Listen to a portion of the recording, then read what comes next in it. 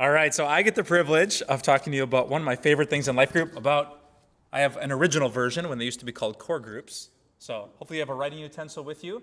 My goal is going to be, before I sit down in 29 minutes, to walk through what I think are the 7 values that make a group a great group. Not guaranteed, not natural, but if you work for it, that's what I'm going to get at. Let me start with a story.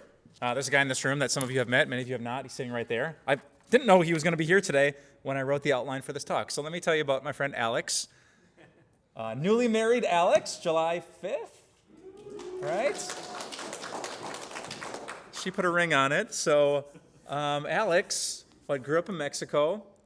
For a while was an atheist. Became a follower of Jesus. Ended up at our church through a soccer teammate and his girlfriend, I think, who first invited you. He now attends with his wife, sits in the front row, where he says, quote, the message is fresher.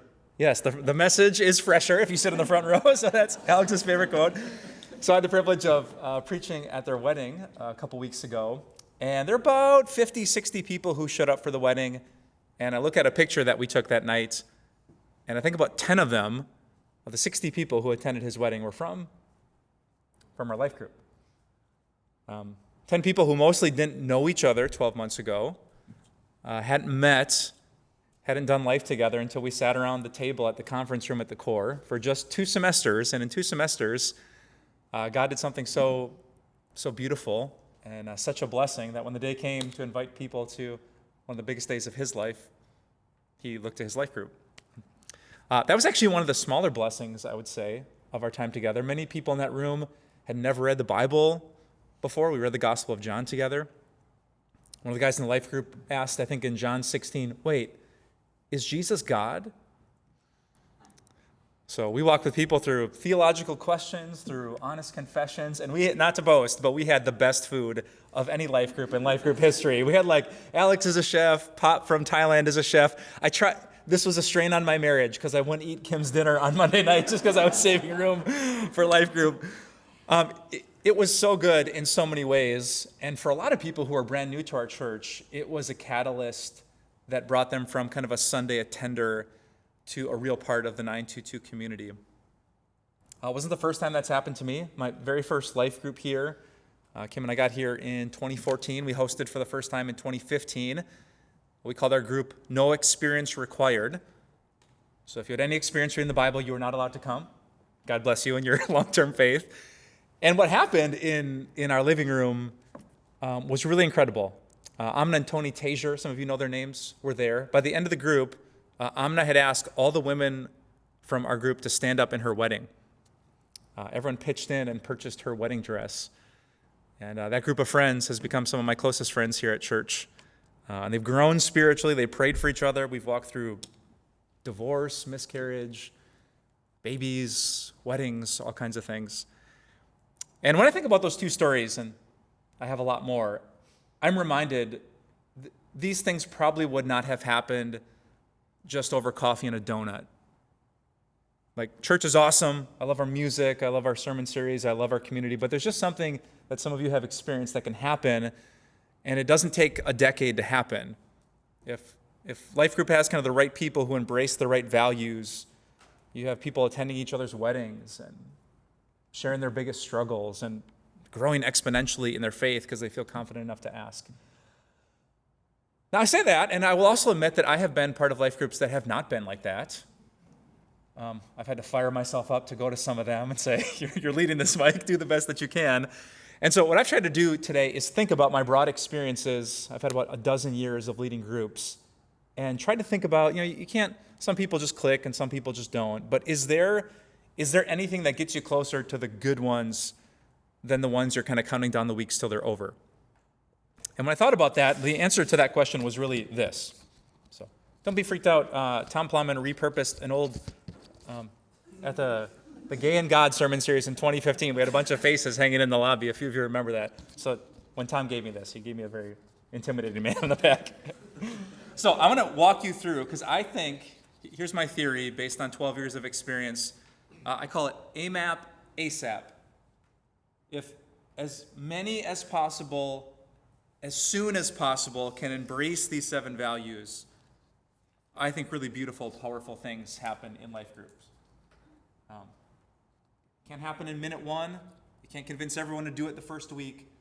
But as facilitators, the faster we can get the most people in the group kind of inside the playing field, embracing the words in yellow instead of the words in gray, that's what I think in my experience has made for a really, really great group. So let me walk you through what all of them mean. For some of you, this is new. For some, it's a refresher. And I'm going to tell you kind of how I do it and embed these values in my groups. And I'll give you a couple of practical tips along the way. All right, value number one is called committed, not casual. In your life, there are some things you're pretty casual about. Are you going to watch a Brewers game? Are you going to cheat your sleep and let Netflix play another episode? Right? There's stuff, yeah, maybe do it, maybe don't. We'll see how the day goes, see how busy I am. You're casual about that. It's okay. And there's other things you're committed to. Work, I would say if you're a student, school. Most of you don't get up in the morning and say, should I go to work today? Yeah, they're expecting you to be at work. You have to be committed to that. So this value to me means let's be committed. Let's treat this group more like school and work than we would a game or a show. All right, so stuff comes up, people get sick. Sometimes you're gone, sometimes you can't make it, sometimes you're on vacation. That's okay. I would miss work for a vacation. But let's be committed to this group as best we can. And here's the reason why I love to pitch that at people. Because beautiful things happen when you least expect them. Like an inside joke gets started on a week. Are you there to hear it? Someone has the courage to open up and be real about a struggle, and it just bonds the group in a beautiful way. And I don't want half of the group to be super bonded and the other half who just was tired after a long day of work to miss that moment. Right? So life can be exhausting. Life can be busy. I try to approach that with empathy. But here's my pitch to people, like something really great could happen in this group before we're done, and I want you to be a part of it. All right, so that's the tip that I give to people. Commitment instead of casual connections leads to true Christian community. So let's make the rest of the group amazing. That's committed, not casual. Number two, I actually invented this value because I've lived with myself for many years. I call it notes, not novels. So some of you unfortunately know a bit of my personality that I just thought of a random story. Let me add this to the outline of the sermon. It's fine. People got nowhere to go, right? So some people in group, we have lots of words. We'll verbally process them. We can be unaware of others' emotions or the clock. So notes, not novels basically says, hey, we love you, but we also love everyone else in the room. And so if we're going to hear about everyone's highs and lows, and if we're going to be out of here before 10 o'clock, you're going to have to give us the notes version and not the novel. Two clever tips that I found that work. Most people, if they're like big talkers like me, we're willing to admit that in a group. So on week one, I'll say, okay, who's this for in the room? Where are my talkers at? Where are my super extroverts? Who like corners the cashier at Quick Trip and tells her like your life story. Okay, we're gonna keep our eyes on you. We're gonna keep each other committed. And then what I'll also do is when you get to, let's say the Bible study's done, I'll check the clock. Alex has seen me do this before. Like, all right, we got about 40 minutes to talk about life. There's 10 of us here today. So if my math is right, we each got about 4 minutes. So, Andrew, you got to keep me accountable. I'm a talker. Make sure I give the notes version, not the novels. And it just kind of sets that framework so someone doesn't go on and on and on, and there's like the awkward, like, you gotta wrap it up. Right? So if we're going to love everyone, hear everyone's highs and lows, this is the best thing to do, notes and not novels. All right, now come the tough ones. Can I stay by the microphone? Yes. We're recording it for tomorrow. Yes, I can, for you.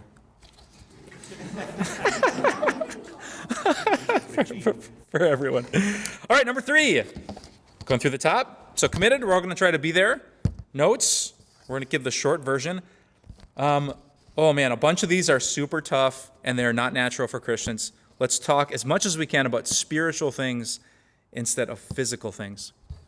Have I told some of you that a couple years ago I read through the entire New Testament and I tracked the kind of prayers that people prayed?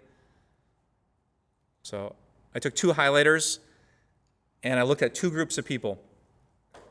When someone approached Jesus and they weren't a disciple or a follower, I tracked, what did they ask Jesus for? What did they pray about, talk to him about?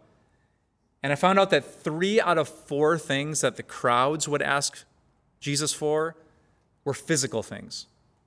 Heal me, give me bread, my servant is sick, my daughter is sick. So occasionally they would ask for something spiritual, but only 1 out of 4 times. The crowds, 75% of the time, asked for a physical blessing. Once people became Christians, though, look at the prayers of the Apostle Paul or Peter in their letters, what the disciples ask Jesus for, the percentage actually flips. So only 1 time out of every 4 prayers would they pray for something physical. Most shocking example, the Apostle Paul is writing like Philippians or Ephesians. He's sitting in jail. He hasn't done anything wrong. What's the one thing he doesn't ask for prayer? To get out of jail. Guys, you got to pray for the system. What does he pray for? Pray that God would give me the courage to share the gospel with these people that I'm chained up with. Pray that my imprisonment won't make Christians freak out and be ashamed to share their faith. Right? So the New Testament is really tipped towards once you become a follower of Jesus, it's not wrong to pray physical prayers. Give us our daily bread. But the pattern the New Testament gives us is to pray passionately, most of the time for spiritual things. So you will have to facilitate, to lead your groups to think that same way. We tend to think of our jobs, our bills, our bad backs, surgery, might be cancer, allergies. Not bad prayers, but sometimes, here's my tip. I share that little research with people, and I say, okay, these are great prayers. How about for every one physical prayer in this group, let's come up with 3 spiritual ones. And what that really does, I think, is God loves to answer every spiritual prayer with a yes, doesn't he? When you say, God, make me more patient as I'm waiting for this diagnosis to pan out, God's never like, no, I would rather you be impatient. So he always wants to give us the spiritual blessings. And so we can pray with tons of confidence in Jesus' name. So, not wrong. Hear me say that clearly. But as much as we can, let's talk about our souls and not just our bodies. So, got them so far? Committed? As many as possible. Be there as often as possible. Notes, not novels, for people like me. Let's talk about our souls, our faith, our fruit, not just our bodies and our budgets. Oh, this one. Us versus them. I'm thinking of a group that I led for a little bit that did not go so well. And I think the reason it didn't go so well is we had a couple group members who constantly violated this. And I kept gently hinting at it instead of just confronting them on the behavior. They love to vent about people. When it came time, give me the highs and lows. It was always a family member did this or a family member did that. And there's a time to empathetically listen to venting, but it was kind of a paralyzing situation. It was a little bit proud. We're dumping on people who aren't here that didn't feel right spiritually. There wasn't a lot of humble confession of their own part in behavior. So we gently try to say us, not them. But I really think what happened in that group was I let that go on for too long, and then it kind of became scary for other people to open up in front of them. Right? It's hard to be approachable when you're pointing fingers and blaming people for problems. Right? So us, not them is just saying, hey, you might have the worst family in human history, and your boss might be the biggest jerk ever. Let's talk about how, as Christians, we respond to those situations. Let's talk about us. So, what does unconditional love mean if you have the worst family in history? What does a Christ-like employment look like if your boss is a bear? Right? So we don't have to avoid the situation if that's your biggest stressor, but how can we make that about us, that we can encourage you, pray for you, hold you accountable for, so that you can go back into the world, not just a victim of someone else's behavior, but empowered by the Spirit to love people well. That make sense? I'll leave you with this story. Adam and Eve, they eat the fruit. Eve eats it first, gives it to her husband who is with her. God shows up, they panic, they hide. God says, quote, to Eve, have you eaten from the tree? And her response is, the serpent. So God says, I want to talk about you. Was the serpent bad? Yes. Did God want to talk about the serpent in that moment? No. He comes to Adam. Why are you hiding? You. And Adam says, the woman, right? So ever since the fall, it's been human nature to look at other people and see their problems, and there often are problems. Let's let life groups be places where we can look in the mirror, think about ourselves, and encourage each other with the law and the gospel. All right, I'll keep rolling. So we got committed. Let's try to be there as much as we can. Let's make sure we can hear from everyone. Let's talk about spiritual things that are going on in our hearts instead of in other people's lives. Let me jump over to this side. Here's the secret sauce. As some of you know, let's talk about the real you and not the Facebook you. Man, have any of you experienced this? The moment a life group often does this is when the first person in the room has the courage to say something that's vulnerable and scary and embarrassing and shameful, but God pushes them and they say it, and then someone else says, me too, and then people don't run out of the room because they're so terrified. Instead, they just feel this bond of Christian unity. The more people can be honest about the real stuff. To me, if I had to just pick one out of these 7 that has made for great groups, it's that. Here's how I try to set that up. 2 tips for you. Number 1, I try to name as many embarrassing sins on the first night as I can. So if you're in my life group, I'd say, hey, so cool that all of you are here. I really hope this group isn't just a Bible study, but really helps you personally. I hope that people can pray for the real you and encourage the real you and cheer for the real you and sometimes correct the real you, bring the real you to the real cross. And so let's meet the real you. So does the real you struggle with depression? We'd love to hear about that so we can help you. Does the real you struggle with drinking too much? Is the real you having trouble in your marriage? Did the real you have a divorce, abortion in your past? All right, I'm trying to I want to be the first one in the room to say all of it, and so that person doesn't have to be the first one to say it. Give them the gift of going first. And then, this is the toughest thing I'm going to say, and then you know what your job is after that? You get to be first in line, Sam. Just bring all that dirty Sam Floyd laundry to the first night of group and let it fly. It is. I'm actually writing a book about this right now. I'm calling it Awkward Honesty, Why Most Christians Are Only 80% Honest, and Why That Has to Change. All right? So the Christian church, let's be clear about this, the Christian church is not a competition to see who's more impressive. It was never meant to be that. So Christian church was meant to be a place where God's love could forgive people and bless people and inspire people. So you are not there to impress others with what an amazingly sanctified facilitator you are. If you lead the way with courage, and trust me, that's hard for me, even after all these years, taking a deep breath. I don't want to say this. I don't want to say this. I don't want to say this. Man, I've only experienced good things when I say it. So, the real you. Once you do that, this one's necessary. Confidential, not public. So, pretty self-explanatory, huh? I'm telling you this, Sam. I'm not telling your best friend or your sister. I'm saying this to you, not your husband or wife who isn't here. So if we're actually going to be real and pray for the real us, we're not grabbing a microphone, setting a voice memo, and telling the world. So I'll sometimes look people in the eye and go around the room and ask for that commitment on week 1. So, Jenny, I'm hoping to be really candid with you in the next 12 weeks. Do I trust that this is just going to be between us?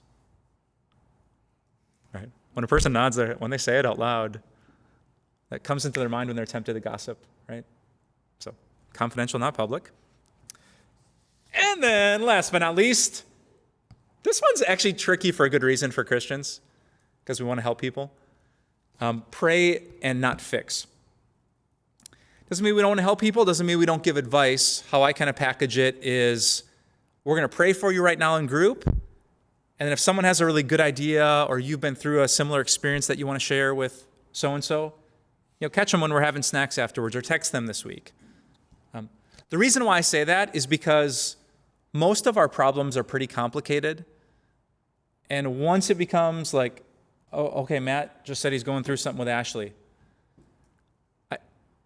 It's going to take a little bit to understand that and help him through that. And that the whole session, right, could easily turn into like this big novel-length counseling thing with all of us shooting advice. So it's not that we don't want to help them. He didn't tell me anything's wrong with Ashley, by the way. So it's not that we don't want to help them. It's just that if it's going to be notes, not novels, if we're going to honor our start and ending time, I would love to say, hey, Matt, thanks for being real about that. We're going to pray for you now. And if anyone has a way that they can help Matt, make sure you reach out to him afterwards. That seems to settle most things. I found my groups, Alex, you can attest to this. It's so instinctive that we actually have to say to each other all the time, pray not fix. Pray not, yeah. I know you're saying this because you love him. And there's a good place to say it, but it's just not right here and right now. All right, so put all of them together. So we're all showing up. We're committed. We're going to give the shorter version so everyone can be honored. We're going to talk about our souls, not other people. We're going to be honest with each other, candid about even the messy, embarrassing stuff. We're going to keep it confidential. We're going to promise to pray for each other because prayer works. All right, I got some good news. I talked to Mr. Tom Plowman earlier today, and he is going to create one of these for each of our life group leaders. And what's super cool about that is I literally use this every single week when I'm at group. It'll sit out on the table as we talk about the highs and lows of life. And it becomes an impromptu quiz for the first few weeks. Right? So I got less than 5 minutes to go. Let me wrap up and tell you how I embed these values in group. I essentially do maybe a 15-minute version of what I just shared with you on week number 1. So I'll bring my football field. I'll give everyone the pitch. Like, this could really be, I know you might not believe me. These are strangers in the room. But these people you're going to love in a couple of weeks if as many of us as possible can honor these values. Let me tell you about all of them. That's week 1. Boom. So we'll study the Bible. Comes to talk about life, highs and lows. I'll bring this out. Hey, everyone remember this? I'll help you if we get off track a little bit week 1. Week 2, we come back. Everyone's there. We're sitting down. Hey, I shared 7 life group values with you last time. Here they are. Can anyone in the room tell me, just pick one and tell me what it means? All right, so that's facilitator / Professor U, quizzing them. And then week number 3, people come back. Oh, like I'm looking at the 7 life group values, Brandon.